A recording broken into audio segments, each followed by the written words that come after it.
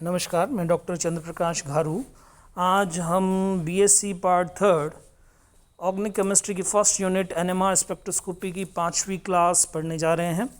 जैसे कि हमने कई सारे फैक्ट इसमें पढ़ लिए हैं, परिरक्षण प्रभाव, परिरक्षण प्रभाव, केमिकल शिफ्ट, रासायनिक विस्थापन, रासायनिक विस्थापन को प्रभावित करने वाले कारकों के बारे में हमने डिटेल से डिस्कशन किया था। और उसमें हम लास्ट फैक्टर जो है हाइड्रोजन बंध, उसको हमने डिस्कस किया था और हमने देखा था कि हाइड्रोजन बंध में हाइड्रोजन दो अधिक विद्युत ऋणी परमाणुओं के बीच में सैंडविच हो जाता है।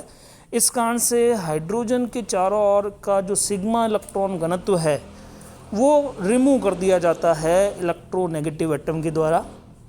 इस कारण से हाइड्रोजन का डी शील्डिंग हो जाती है, क्योंकि सिग्मा इलेक्ट्रॉन शील्डिंग करते हैं प्रोटॉन के नाभिक की, प्रोटॉन को नाभिक की डी शील्डिंग करते हैं। और जब वो इलेक्ट्रॉन रिमूव कर दिए जाते हैं इलेक्ट्रोनेगेटिव एटम के द्वारा तो उसकी डी शील्डिंग हो जाती है और डी शील्डिंग के कारण सिग्नल डाउनफील्ड या निम्न क्षेत्र की ओर विस्थापित हो जाता। तो ये डिस्कशन हमने पिछली क्लास में लास्ट टॉपिक के रूप में किया था। इसी को हम कंटिन्यू करते हैं और हम देखते हैं कि एनएमआर स्पेक्ट्रा के द्वारा आप इंटरमॉलिक्यूलर तथा इंट्रामॉलिक्यूलर हाइड्रोजन बॉन्डिंग को डिफरेंशिएट कर सकते हो। अंतः आणविक हाइड्रोजन बंध और अंतराणविक हाइड्रोजन बंध, इसको आप डिफरेंशिएट कर सकते हो with the help of NMR spectra. NMR spectrum की सहायता से किस प्रकार से अंतर और अंतरा अणु हाइड्रोजन बंधों को डिफरेंशिएट किया जा सकता है। जैसा कि आप जानते हैं कि हाइड्रोजन बंध के कारण सिग्नल निम्न क्षेत्र की ओर विस्थापित हो जाता है डी शील्डिंग इफेक्ट के कारण। अब हाइड्रोजन बंध दो प्रकार के होते हैं, अंतः और अंतर आणविक। अंतः आणविक हाइड्रोजन बंध पर डाइल्यूशन या तनुता का कोई प्रभाव नहीं पड़ेगा, यानी कि उसका सिग्नल जो है डाइल्यूशन के साथ में उच्च क्षेत्र की ओर विस्थापित नहीं होगा। लेकिन अंतर आणविक या इंटरमॉलिक्यूलर हाइड्रोजन बॉन्डिंग के केस में जो एनएमआर सिग्नल है वो उच्च क्षेत्र की ओर विस्थापित हो जाता है तनुता के साथ, डाइल्यूशन के साथ में। जैसे जैसे आप सॉल्वेंट को ऐड करोगे वैसे वैसे सिग्नल जो है उच्च क्षेत्र की ओर विस्थापित होगा। तो ये इंडिकेट करा, अगर सिग्नल का विस्थापन हो रहा है उच्च क्षेत्र के अंदर डाइल्यूशन के साथ, तो आप कहोगे कि हाइड्रोजन बॉन्डिंग जो प्रेजेंट है वो इंटरमॉलिक्यूलर हाइड्रोजन बॉन्डिंग है। लेकिन यदि ये विस्थापन डाइल्यूशन के साथ नहीं हो रहा है तो आप कहोगे कि सैंपल में जो हाइड्रोजन बॉन्डिंग प्रेजेंट है वो इंटरमॉलिक्यूलर हाइड्रोजन बॉन्डिंग प्रेजेंट है। तो इस तरह से हम इंटर और इंट्रामॉलिक्यूलर हाइड्रोजन बॉन्डिंग को एनएमआर स्पेक्ट्रल डेटा के द्वारा डाइल्यूशन इफेक्ट के थ्रू डिफरेंशिएट कर सकते हैं। अगला टॉपिक हम डिस्कस करने जा रहे हैं एनएमआर सिग्नल की संख्या, number of NMR signal. NMR signal की संख्या की यदि हम बात करें तो ये बहुत इम्पोर्टेंट सूचना देता है। किसी भी सैंपल के एनएमआर स्पेक्ट्रा में सिग्नल की जो संख्या है वो बहुत इम्पोर्टेंट सूचना देता है कि इसमें गिवन मॉलिक्यूल में जिस अणु का आप स्पेक्ट्रा ले रहे हो उसमें कितने प्रकार के प्रोटॉन उपस्थित हैं। तो प्रोटॉनों के प्रकार के बारे में ये सूचना हमको प्राप्त होती है। एनएमआर सिग्नल की संख्या द्वारा किसी अणु में उपस्थित विभिन्न प्रकार के प्रोटॉनों के प्रकारों की सूचना प्राप्त होती है। वे सभी प्रोटॉन जिनका इलेक्ट्रॉनिक वातावरण समान होता है उन्हें तुल्य प्रोटॉन कहा जाता है। एक ही इलेक्ट्रॉनिक एनवायरनमेंट वाले सभी प्रोटॉन मिलकर एक समूह बनाते हैं, उन्हें हम तुल्य प्रोटॉन या इक्विवेलेंट प्रोटॉन कहते हैं। रासायनिक तुल्य प्रोटॉनों में से किसी भी प्रोटॉन को अन्य परमाणु या परमाणुओं के समूह द्वारा प्रतिस्थापित करने पर समान उत्पाद प्राप्त होता है। यानी कि एक कंपाउंड में, एक अणु में तुल्य प्रोटॉन जो होंगे उनमें से किसी भी प्रोटॉन को यदि रिप्लेस करते हो आप किसी दूसरे परमाणु या परमाणुओं के समूह द्वारा, तो आपको समान उत्पाद प्राप्त होता है। तो ये रासायनिक तुल्य प्रोटॉन या तुल्य प्रोटॉन, इक्विवेलेंट प्रोटॉन को दर्शाता है। रासायनिक तुल्य प्रोटॉन चुंबकीय भी तुल्य होते हैं। इसका मीनिंग क्या हुआ? जो केमिकली इक्विवेलेंट प्रोटॉन है वो मैग्नेटिकली भी इक्विवेलेंट होते हैं। इसका मीनिंग ये हुआ कि जो एक ही इलेक्ट्रॉनिक एनवायरनमेंट के अंदर प्रोटॉन प्रेजेंट है वो समान मैग्नेटिक फील्ड पर एब्जॉर्प्शन पीक देते हैं, यानी कि उनके सिग्नल जो है उनकी पोजीशन एक ही होगी। तो यदि 4 तुल्य प्रोटॉन है, जो चारों तुल्य प्रोटॉन एक ही मैग्नेटिक फील्ड के ऊपर एब्जॉर्प्शन पीक देंगे, एक ही मैग्नेटिक फील्ड पर रेजोनेंस में आएंगे और उसका सिग्नल जो है उसकी पोजीशन भी समान होगी। तो रासायनिक तुल्य प्रोटॉन चुंबकीय रूप से भी तुल्य होते हैं। Chemically equivalent protons are magnetically equivalent. रासायनिक तुल्य प्रोटॉन मिलकर एक ही सिग्नल देते हैं। जैसे अब हम एक इस यहाँ पर एग्जांपल दे रखा है एथेन। एथेन के अंदर जो 6 प्रोटॉन है वो 6 के 6 प्रोटॉन एक ही मैग्नेटिक एनवायरनमेंट के इलेक्ट्रॉनिक एनवायरनमेंट में प्रेजेंट है। इस कारण से ये केमिकली इक्विवेलेंट है। केमिकली इक्विवेलेंट होने के कारण ये मैग्नेटिकली भी इक्विवेलेंट होंगे और मैग्नेटिकली इक्विवेलेंट होने के कारण ये समान सिग्नल देंगे, यानी कि ये सब मिलकर एक ही सिग्नल देंगे। एथिल क्लोराइड में 2 तरह के प्रोटॉन हैं, मैथिल प्रोटॉन एंड मैथिलीन प्रोटॉन। जो एथिल क्लोराइड है उसमें जैसे ये स्पेक्ट्रा आपको दिखा रखा है, इसमें आप देखेंगे कि जो 3 मैथिल प्रोटॉन है और 2 मैथिलीन प्रोटॉन है, ये दोनों का इलेक्ट्रॉनिक एनवायरनमेंट अलग अलग है। और इलेक्ट्रॉनिक एनवायरनमेंट अलग अलग क्यों? जैसे कि अगर 2 मैथिलीन प्रोटॉन में से किसी भी प्रोटॉन को मैं Cl के द्वारा रिप्लेस करूं तो मुझे 1,2-डाइक्लोरोएथेन प्राप्त होगा।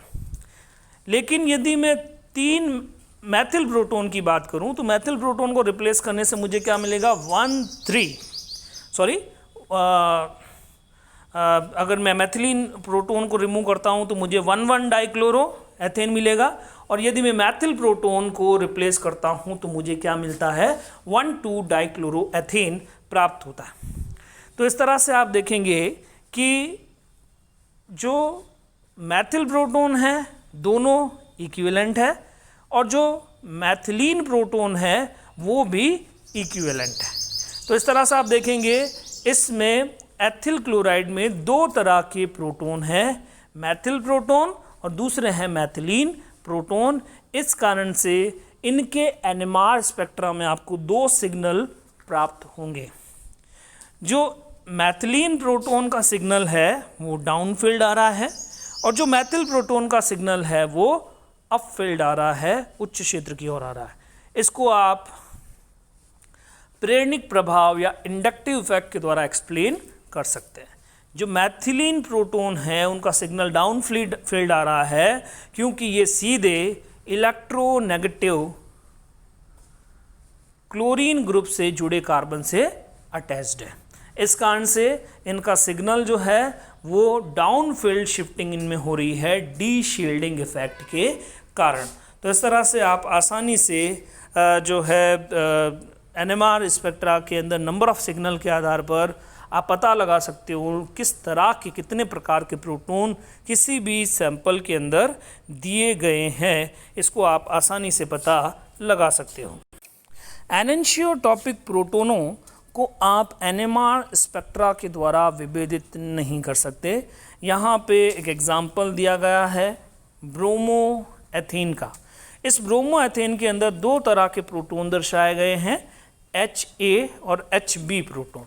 ये दोनों प्रोटोन एनेंशियोटॉपिक प्रोटोन हैं। एनेंशियोटॉपिक प्रोटोन का मतलब है यदि इनको किसी दूसरे परमाणु या परमाणु के समूह द्वारा रिप्लेस किया जाए तो आपको दो विभिन्न प्रकार के एनेंशियोमर आपको प्राप्त होते हैं। तो Ha को जब निकाला जाता है तो एक एनेंशियोमर प्राप्त होता है और Hb को यदि रिप्लेस किया जाता है तो दूसरा एनेंशियोमर प्राप्त होता है। इसका आंसर Ha और Hb एनेंशियोटॉपिक प्रोटोन है। एनेंशियोटॉपिक प्रोटोनों को एनएमआर स्पेक्ट्रा के द्वारा विभेदित नहीं किया जा सकता। इस कारण से एथिल ब्रोमाइड में भी मैथिल प्रोटोन तथा मैथिलीन प्रोटोन के कारण दो सिग्नल प्राप्त होते हैं।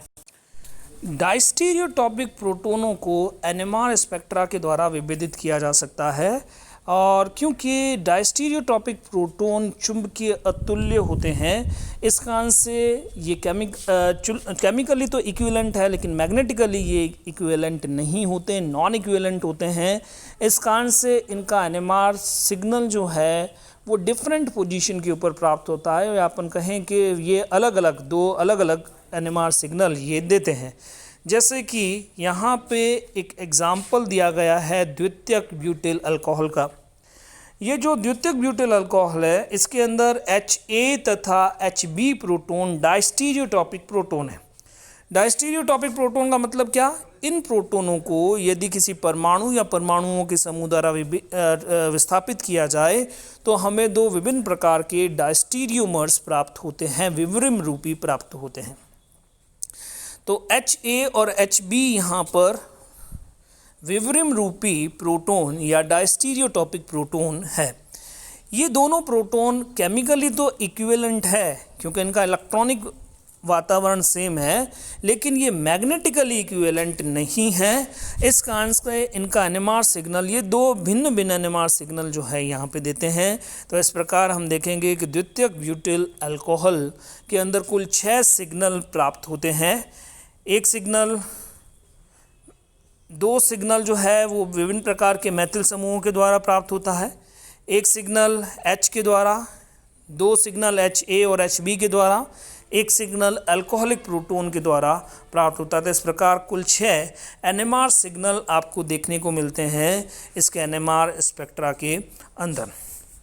तो इस प्रकार से डायस्टीरियोटॉपिक प्रोटोन जो है वो दो भिन्न प्रकार के सिग्नल एनएमआर के अंदर दर्शाते हैं। विवरिम रूपी प्रोटोनों की अतुल्यता को हम एक और एग्जाम्पल के द्वारा यहाँ पर एल्कीन के एग्जाम्पल, क्लोरो सब्स्टिट्यूटेड एथीन या एल्कीन के एग्जाम्पल के द्वारा भी हम एक्सप्लेन कर सकते हैं। यहाँ पर Ha और Hb प्रोटोन जो है ये डायस्टीरियोटॉपिक प्रोटोन है। इनको यदि Cl समूह के द्वारा विस्थापित किया जाए तो दो भिन्न सिस तथा ट्रांस आइसोमर प्राप्त होते हैं। इस कारण से ये विवरिम रूपी प्रोटोन है, डायस्टीरियोटॉपिक प्रोटोन है और इनका जो सिग्नल होगा एनएमआर के अंदर, क्योंकि ये दोनों प्रोटोन केमिकली इक्विवेलेंट है लेकिन stereochemically these are different. ये डायस्टीरियोटॉपिक प्रोटोन है, विवरिम रूपी प्रोटोन है, त्रिविम रासायनिक रूप से ये विभेदित किए जाते हैं। इस कारण से एनएमआर स्पेक्ट्रा के अंदर ये दोनों दो भिन्न सिग्नल दर्शाते हैं। तो इसमें प्रोटोन एनएमआर स्पेक्ट्रा के अंदर कुल 3 सिग्नल आपको दिखाई देंगे। तो इस प्रकार से प्रोटोनों के प्रकार एनएमआर सिग्नल की संख्या के रूप में हम अलग अलग दर्शा सकते हैं। कुछ एग्जाम्पल यहाँ पे दे रखे हैं, जैसे ब्यूटेन का एग्जाम्पल यहाँ पे दिया है। ब्यूटेन के अंदर 8 प्रोटोन हैं जो कि मिलकर एक सिग्नल देते हैं, क्योंकि इस आठों के 8 प्रोटोन जो है केमिकली इक्विवेलेंट है और रासायनिक रूप से तुल्य होने के कारण ये मिलकर एक सिग्नल देते हैं। इसी तरह से यदि हम प्रोपेन की बात करें तो प्रोपेन के अंदर 2 प्रकार के प्रोटोन होने के कारण 2 सिग्नल प्राप्त हो रहे हैं। 6 मैथिल प्रोटोन मिलकर एक सिग्नल देते हैं, जबकि 2 मैथिलीन प्रोटोन मिलकर दूसरा सिग्नल देते हैं। तो इस प्रकार से प्रोपेन में हमें कुल 2 सिग्नल प्राप्त होते हैं। आइसोब्यूटेन की यदि हम बात करें तो आइसोब्यूटेन के अंदर 9 मैथिल प्रोटॉन प्रेजेंट है और 9 मैथिल प्रोटॉन मिलकर एक सिग्नल दर्शाएंगे, जबकि यहाँ पे एक CH प्रोटॉन जो है मिलकर एक सिग्नल देगा। लेकिन यदि यहाँ पर CH2 अगर यहाँ पे एक Cl को यदि एक मैथिल समूह के हाइड्रोजन को यदि किसी दूसरे परमाणु के द्वारा रिप्लेस कर दिया जाए, जैसे Cl के द्वारा यदि रिप्लेस कर दिया जाए, तो उस कंडीशन के अंदर NMR सिग्नल की संख्या जो है वो 3 हो जाएगी, क्योंकि अगेन यहाँ पर इलेक्ट्रॉनिक एनवायरनमेंट चेंज हो जाएगा तथा NMR प्रोटोनों की जो संख्या है वो प्रोटोनों के प्रकार या उनके इलेक्ट्रॉनिक वातावरण में अंतर के कारण आपको NMR सिग्नल की संख्या के अंदर भी अंतर देखने को मिलेगा। धन्यवाद।